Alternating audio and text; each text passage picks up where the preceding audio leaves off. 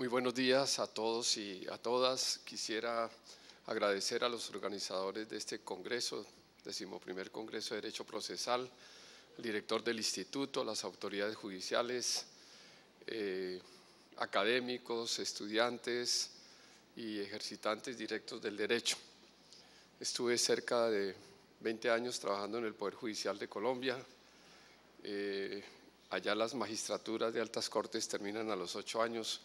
Luego, terminado eso, tuve que salir, pero me siento muy en el alma y muy vinculado a todo lo que es la administración de justicia. Y en la actualidad me encuentro coordinando las maestrías de Derecho Laboral y de Seguridad Social en la Universidad Nacional de Colombia. Voy a procurar ser muy esquemático. Uno, cuando es esquemático, y todos los docentes que hay aquí saben, quisiera que muchas de las cosas que están dentro no se perdieran, pero nos toca por efectos del tiempo proceder de esa manera. La primera cosa que quisiera decir es que el título que lleva esta exposición hace relación al tema del discurso del trabajo y el discurso jurídico del trabajo. O sea, dos cosas que regularmente las armonizamos y como que a veces no las dividimos. Una cosa es el discurso del trabajo, que emana básicamente de las ciencias sociales, particularmente de la economía, la sociología, la antropología y todas esas ciencias que estudian la naturaleza de las relaciones sociales, y otro, el escenario propio nuestro del ámbito jurídico de la academia, que es el discurso jurídico del trabajo. Y ahí pues un poco llevándolo a través de eso, cómo se articulan, cómo se manifiestan esos discursos en la estructura jurídica y cómo se han venido manifestando. La primera cosa que habría que decir de esto es a propósito del espíritu de la época. El espíritu de la época es, tomando un poco esa expresión de Hegel cuando llegó la modernidad, que decía: el espíritu ha roto con el mundo de su existencia y el mundo de ideas vigentes hasta aquí, y estará en trance de hundirlo en el pasado y anda entregado al trabajo de su transformación. El mundo que estamos viviendo actualmente, un mundo de crisis, de transformaciones, como que está metido ahí viendo a ver qué construye hacia adelante, y ese es como el signo de nuestra época. Se han derrumbado una cantidad de modelos económicos, políticos y jurídicos también, y justamente en la actualidad se han derrumbado. ¿Por qué? Porque hay profundas transformaciones del lado del discurso del trabajo, como el cambio también del discurso jurídico. Y el cambio del discurso jurídico, y aquí lo vamos a tratar de inducir, y es justamente a propósito de las grandes transformaciones que trajo la reconstrucción o una nueva visión del derecho y la interpretación del derecho.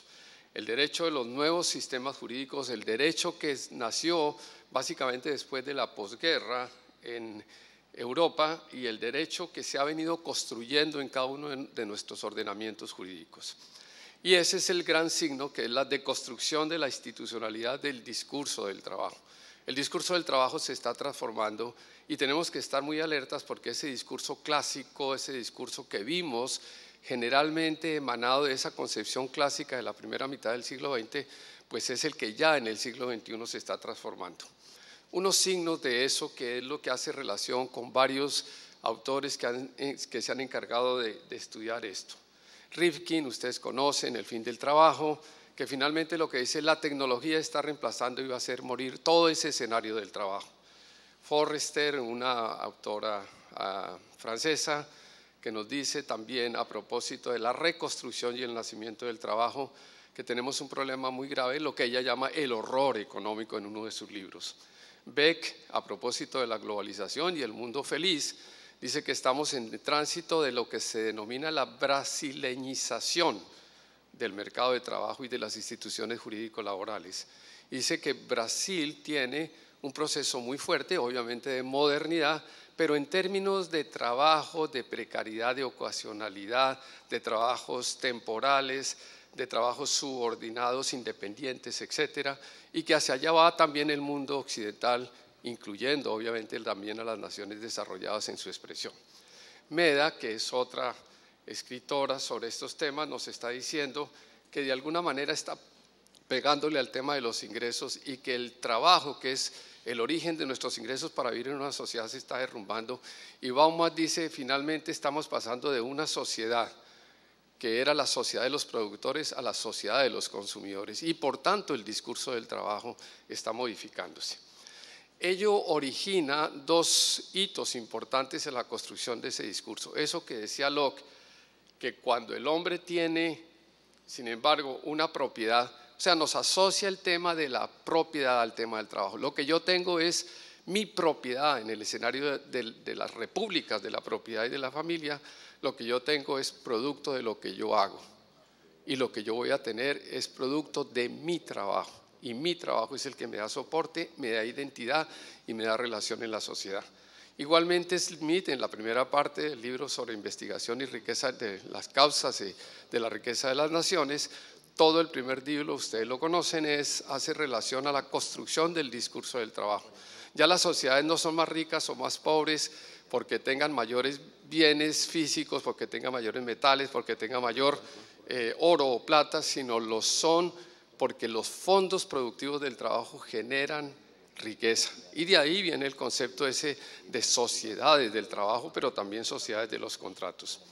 Entonces el discurso jurídico del trabajo empieza de alguna manera dándose fundamento, particularmente a finales del siglo XVII y siglo XVIII y ya en el siglo XIX, sobre la construcción de la clase obrera. Construcción de la clase obrera que tiene en el escenario, con toda la primera y segunda revolución industrial, la necesidad de crear no solamente una etapa donde se vayan organizando los nuevos ciudadanos obreros, sino que además de eso se va a reconstruir el marco jurídico del trabajo. Entonces aquí tenemos en la sociedad liberal el trabajo como una estructura de cosa o una estructura de persona. En las primeras codificaciones que se hacen en el siglo XIX, el Código de Napoleón de 1804 va a reconocer después de la Revolución Francesa que estamos en un escenario donde la libertad de contratar, incluyendo el trabajo, hace parte de ese escenario. Y estamos en la República de los Patrimonios, en la República de las Propiedades. Y el trabajo, por tanto, se convierte en una cosa y es transable, y como transable tiene un precio, y como precio se convierte en una mercancía.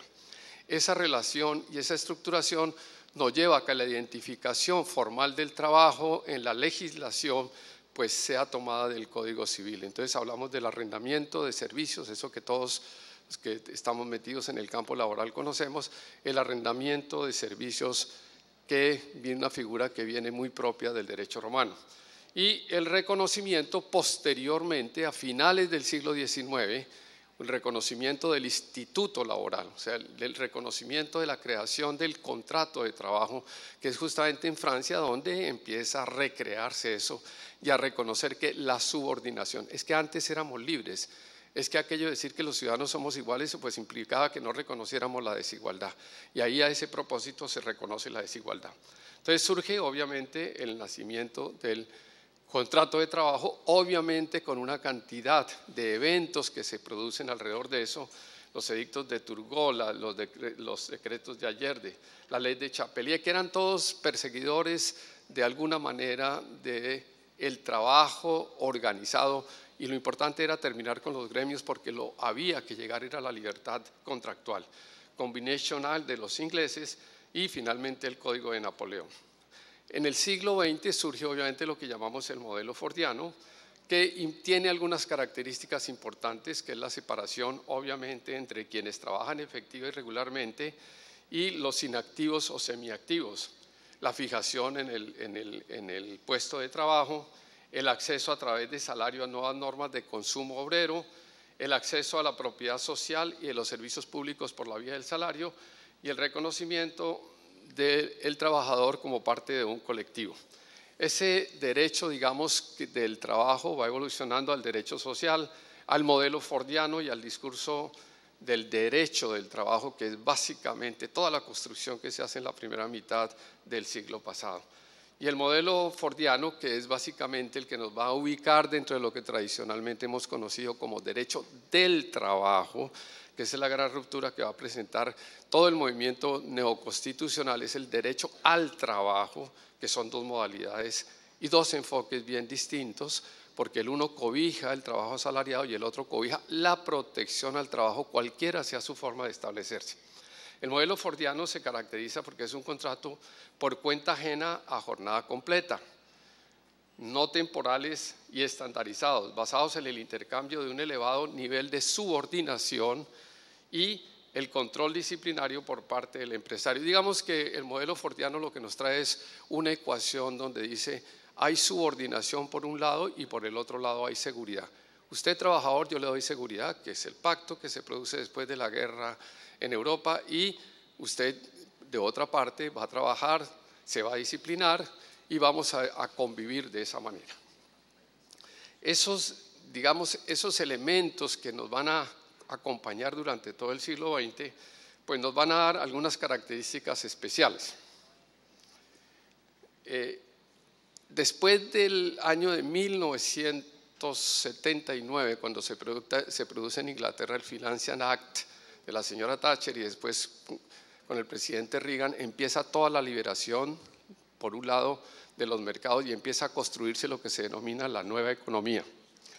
Esa nueva economía implica de alguna manera que la construcción de la tecnología, la construcción de nuevas formas de producir, el desplazamiento de la oferta hacia la demanda va a traer nuevos paradigmas en el derecho laboral. Y obviamente esos nuevos paradigmas en el derecho laboral nos van a implicar y nos van a llevar hacia eso que más adelante hemos denominado las herramientas fundamentales de ese derecho laboral. El Estado de Derecho y el Estado constitucional, los derechos fundamentales y los principios.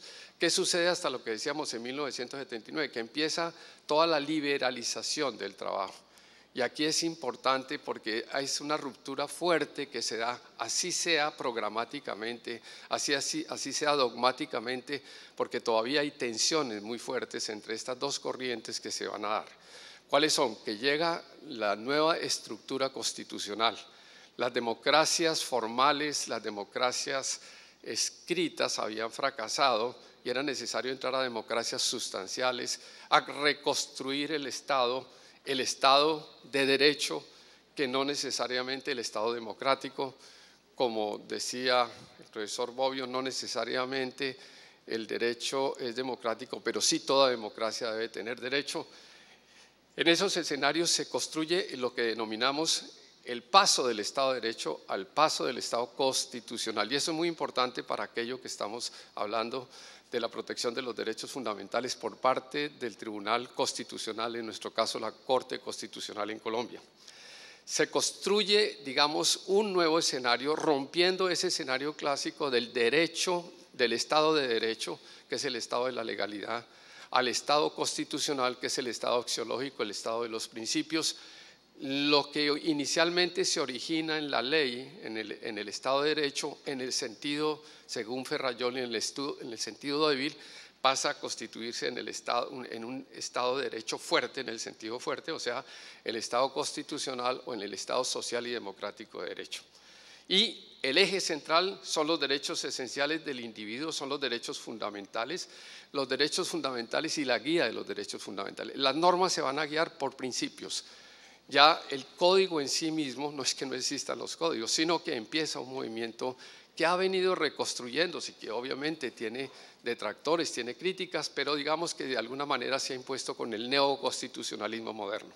Son derechos esencialmente del individuo y esto lo toma básicamente el profesor Alexi cuando retoma Carl Smith y sobre los derechos humanos empieza a reconstruir lo que son los derechos fundamentales. Deben presentar derechos humanos transformados en derechos constitucionales. La tipificación positiva de los derechos fundamentales es un asunto del poder constituyente. Es tan importante el tema de los derechos fundamentales que no se le deja al legislador, sino se le deja al poder constituyente. Dice, esto no se puede dejar en manos, dice el profesor Alexi, de un escenario puramente legislativo, sino que hay que ir al constituyente, y el constituyente básicamente está interpretado por el pueblo, distinto a esas concepciones del Estado de Derecho, donde era la nación el representante pues, de los intereses generales. Son todos los derechos catalogados expresamente como tales en la propia Constitución. Esos serían los derechos muy brevemente, porque es un tema bastante pesado, pero lo que queremos significar para ir llegando a la parte laboral es que hay una deconstrucción del discurso del trabajo clásico hacia una construcción nueva del discurso del trabajo.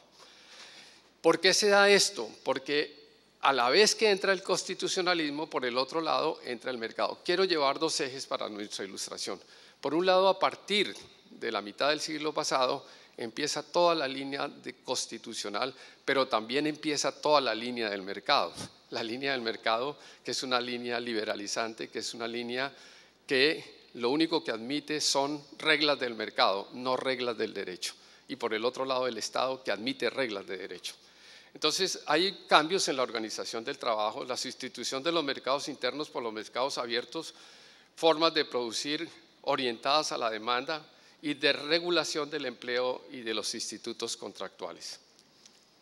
Rifkin dice que por primera vez el trabajo humano está siendo paulatina y sistemáticamente eliminado de los procesos de producción. ¿Por qué? Por la incorporación fuerte de tecnología.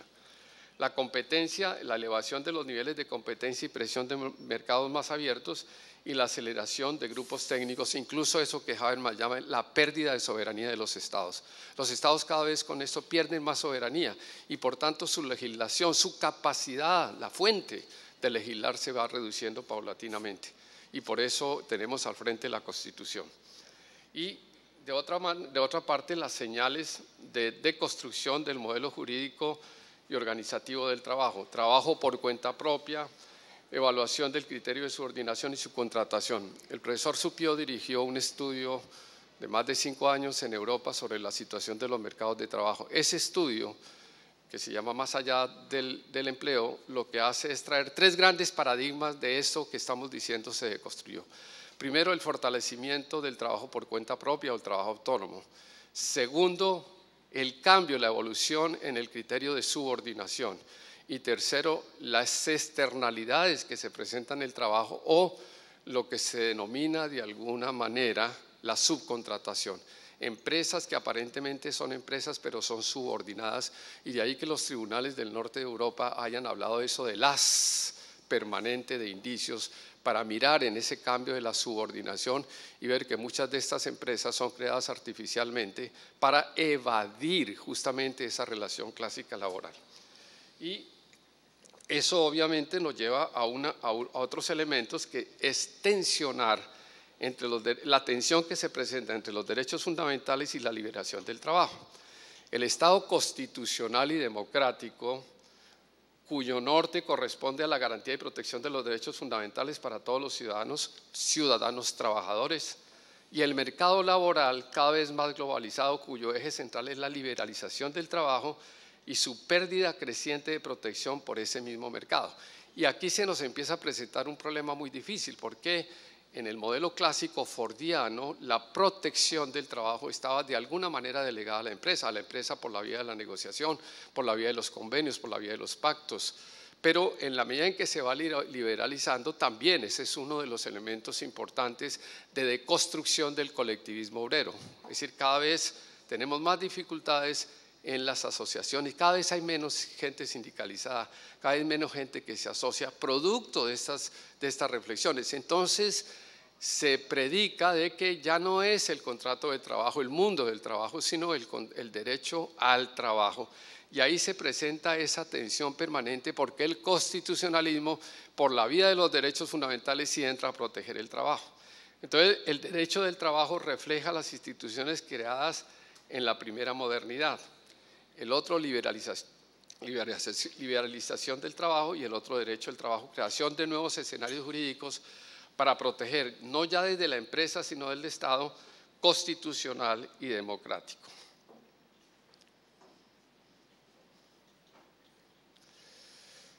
Y aquí entramos al escenario puramente laboral, los derechos constitucionales laborales, y en esto utilizo la metodología del profesor Carlos Manuel Palomeque de la Universidad de Salamanca, que ha insistido permanentemente con otros juristas españoles sobre eso que se denomina derecho constitucional laboral, que a veces incluso en mi escenario veo que muchos de los colegas que litigan, que están en el ejercicio profesional, no lo alegan ante la jurisdicción, simplemente siguen pegados al Código del Trabajo, al Código de Procedimiento del Trabajo.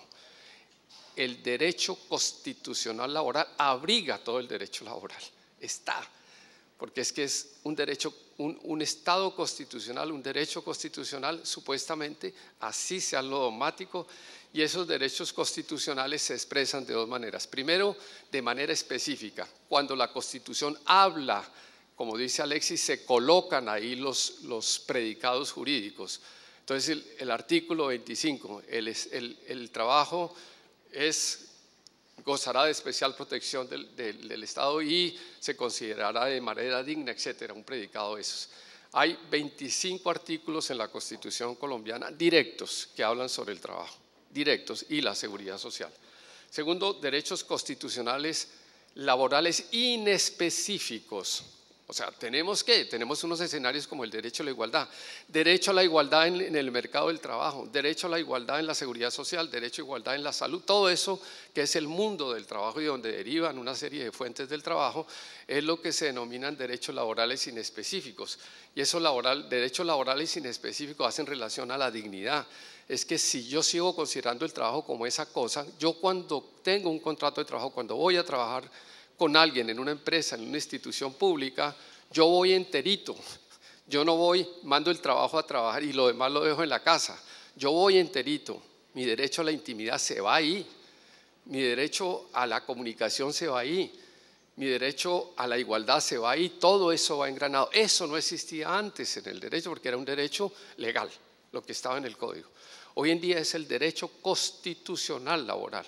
Y subrayo eso porque son los derechos específicos y los derechos inespecíficos en los cuales los juristas tenemos un gran reto, porque pues eso no está como escrito en el código, porque la corriente axiológica nos dice que el cambio justamente de un Estado de Derecho a un Estado constitucional, ante la autoridad máxima interpretativa era el legislador. Ahora es el juez, es la jurisdicción la que dice el derecho, la que explica el derecho, y precisamente uno de los elementos importantes es que, y es un tema de discusión jurídica, uno de los elementos protectivos del trabajo es el precedente judicial, el elemento vinculante a las decisiones de la Corte Constitucional. Protección de los derechos constitucionales. Entonces hay un núcleo de principios y derechos que guían las relaciones laborales y de seguridad social. Acción de tutela, precedente judicial, y la primera voy a tratar en esto, en el título dice protección de los derechos, son inmensamente grandes este escenario, entonces seleccioné 3 tipos específicos de derechos para ver el tribunal, la Corte Constitucional colombiana, cómo ha reaccionado ante esto. 3 especificidades. Una, protección del derecho a la estabilidad laboral, que es el gran paradigma en el mundo moderno, que después en el mundo contemporáneo ya se empieza a romper la estabilidad. Hoy en día estamos creando sociedades de riesgo, sociedades de incertidumbre, porque las transformaciones en la economía varían sustancialmente y porque el Estado, cuando hay un Estado que predica los mercados, se aleja de la protección. Pero por el otro lado está la Constitución, otro Estado, el Estado constitucional. La segunda es el derecho de pago oportuno de los salarios, cómo lo ha protegido la Corte Constitucional colombiana, y la tercera, la especial protección constitucional a los vinculados con el Estado, sobre los cuales vamos a dar unas indicaciones específicas. Protección de los derechos de estabilidad laboral, la primera especificidad. Recordemos a Mario de la Cueva, la estabilidad en el trabajo es un principio que otorga carácter permanente de la relación del trabajo, ya hace depender su disolución únicamente de la voluntad del trabajador y solo excepcionalmente del patrono, del incumplimiento grave de las obligaciones del trabajador y las circunstancias ajenas a la voluntad de los sujetos de la relación que hacen posible su continuidad. ¿Sobre qué ha hablado la Corte Constitucional colombiana? Estabilidad y reintegro, cláusula de reserva, sustitución patronal, despidos sin justa causa, estabilidad de interés público, estabilidad y los contratos a término fijo y de aprendizaje, estabilidad laboral del minusválido y la discapacidad de los empleados de libre nombramiento y remoción, la pensión de invalidez para quienes trabajan después de recibida, los que padecen de enfermedades sobrevinientes, personas afectadas con el VIH, la mujer embarazada, los docentes, la madre cabeza de familia y muchos otros referenciados en las situaciones administrativas. O sea, es un universo inmensamente grande, solamente el tema de la estabilidad. Estabilidad laboral, seleccioné un pequeño caso ilustrativo que es el tema del derecho de protección reforzado. Y aquí pues tuvimos al profesor Ronald Working, quien habla de las acciones positivas. ¿Qué sujeto incluye personas que por su relevancia constitucional merecen protección especial por parte del Estado? ¿Cómo se blinda la protección? Con la estabilidad absoluta. Recuerden, la estabilidad absoluta era referida un poco a los discapacitados, era un poco referida al fuero sindical y era un poco referida a la mujer en embarazo. Mecanismos de defensa, despidos sin las formalidades de ley. De manera simple, cuando se despide sin las formalidades de ley, la Corte en varias sentencias nos ha dicho que declara de alguna manera nula esa acción que se establece cuando la mujer está en esa situación. Y otra ilustración de las varias de protección a la mujer. Contrato a término fijo, porque esto es permanente. Está a término fijo, entonces yo la despido. No, señor. En el caso de un contrato a término fijo procede la protección constitucional por vía de la acción de tutela para las trabajadoras en estado de embarazo, siempre que subsistan las causas, la materia del trabajo, la materia del trabajo y si el trabajador cumplió a cabalidad sus obligaciones. Aún más, cuando no se establecen cláusulas de duración, se presume que es a término indefinido. Digamos, esta es una pequeña ilustración sobre el reforzamiento constitucional. La segunda especificidad, pago oportuno de los salarios. Sentencia S1 995 del 99. La cumplida cancelación del salario está íntimamente ligada a la protección de los valores y principios básicos del ordenamiento jurídico que velan por la igualdad de los ciudadanos. O sea, no es solamente pagar, es que aquí hay un tema aquí hay un núcleo de derechos. La igualdad de los ciudadanos, el ideal del orden justo, el reconocimiento de la dignidad humana, el mismo material sobre el cual puede concentrarse el libre desarrollo de la personalidad y se realiza el amparo de la familia como institución básica de la sociedad. Principios. Principio constitucional de igualdad mediante el arbitrio de mecanismos que logren eliminar desequilibrios, porque el salario no es simplemente una retribución, es mucho más allá. Cuando la Corte habla de salario y de la expresión mínima vital y móvil, está diciendo es mucho más allá, esto es lo mínimo que se puede esperar, pero hay que restablecer ese equilibrio en esa relación. Por eso decíamos, el mercado va por un lado diciendo no, esto es así, véngase acá, pague la seguridad social usted solito por aparte, pague lo de pensiones por aparte, pague lo de riesgos laborales por aparte. No hay relación laboral formal. Y por el otro lado, pues la Corte Constitucional diciendo aquí hay relación laboral, aquí hay una relación sustantiva, etcétera. Entonces, principio de trabajo igual, salario igual. Principio de reconocimiento de la dignidad humana que se manifiesta en la garantía del derecho a trabajar en condiciones decorosas. Hoy día la OIT diría trabajo decente y que aseguren un buen nivel de vida. La relación material y jurídica se manifiesta en el axioma de que el valor del trabajo debe corresponder al valor del salario que se paga por este. El reconocimiento de una remuneración mínima y vital y móvil proporcional a la cantidad y calidad del trabajo e incluso a irrenunciabilidad de los beneficios mínimos establecidos en las normas. Tercera especificidad, para terminar ya. La sentencia C171 de 2012 y 614 de 2009, la protección de quienes trabajan con el Estado. En la reconstrucción, en este movimiento de globalización, los estados se han venido minimizando. En Colombia más de 420 instituciones desaparecieron o mutaron en los últimos 10 años y mucho de ese personal que estaba ahí lo reemplazan ahora con contratos de prestación de servicios. Unos con la legislación contencioso administrativo, otros sin decir que laboral, pero haciendo funciones de laboralidad. Entonces ahí se ha presentado un núcleo de discusión, de conflicto laboral muy fuerte. Y este es el caso de esta sentencia. Reglas protectoras del derecho del trabajo y particularmente de quienes estén al servicio. O sea, cómo la Corte Constitucional, cómo ese Estado constitucional, Estado social y democrático del derecho, protege este tipo de trabajo. El ingreso y ascenso de los cargos públicos se logra por regla general, por concurso público en el que miden los méritos y calidades de los aspirantes. Y aquí hay una dificultad, por lo menos en el Estado colombiano, la dificultad de que desde 1938 hemos intentado generalizar la carrera administrativa y ha sido muy difícil. Siempre hay dificultades, siempre hay problemas, sacan una ley, sacan otra y entonces parcialmente se va llenando todo ese cupo. Y por eso muchas de estas cosas, muy cerca a lo que se llama clientelismo, pues están ahí cerca y esto es un buen escenario, entre otras cosas.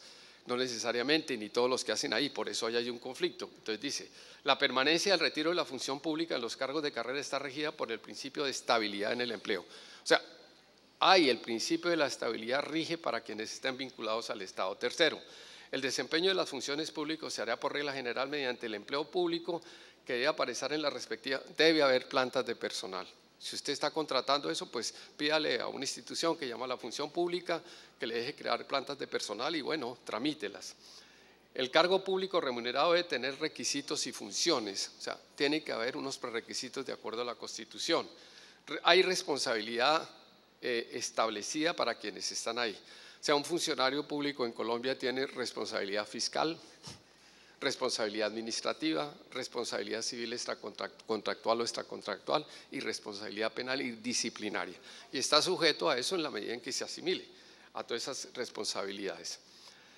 Y finalmente, y esto ya con esta concluyo, hay unas reglas protectoras del trabajo generadas por la sentencia C-614 del 09, que en esencia nos van a decir lo siguiente para resumirlo en pocas palabras. Y para terminar, presidente. Primero, reconocimiento y protección del derecho al trabajo como derecho fundamental y también a la seguridad social como derecho fundamental y también la protección a la familia como derecho fundamental. Eso en tratándose de aquella parte de la estructura que alimenta el subsidio familiar. Especial protección constitucional a la vinculación con el Estado.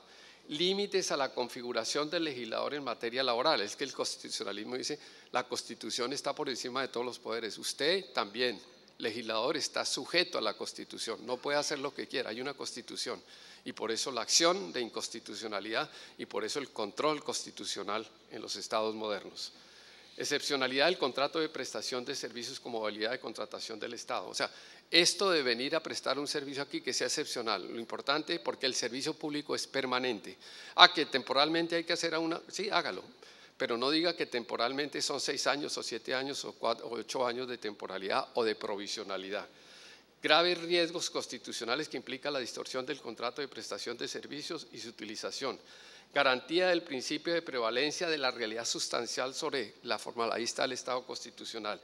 Límites fijados a la contratación estatal. Criterios que permiten delimitar qué es una función permanente y qué no lo es. Prohibición de vincular mediante contrato de prestación de servicios a personas que desempeñan funciones propias o permanentes en la entidad de la administración pública. Inconstitucionalidad de todos los procesos de laboralización de las relaciones del trabajo que de alguna manera hagan fraude a ese contenido material de la relación laboral. Y obviamente las consecuencias administrativas, penales y fiscales que se derivan de acá. Ello para simplificar y para rematar, el bombillo está en rojo y es para decir, tenemos por un lado un Estado con unos instrumentos, un Estado legislativo, un Estado judicial, un Estado legislativo, que tiene bajo su mira los derechos fundamentales. Y por el otro lado tenemos un mercado que tiene sus propias reglas. Y ahí es donde viene la tensión. Gracias a estas protecciones constitucionales, no estamos totalmente bajo las reglas del mercado, sino que de alguna manera el constitucionalismo, y en nuestro caso la Corte Constitucional, le ha puesto algún freno, no totalmente, algún freno a todos esos abusos que el mercado de trabajo presenta en esa relación laboral.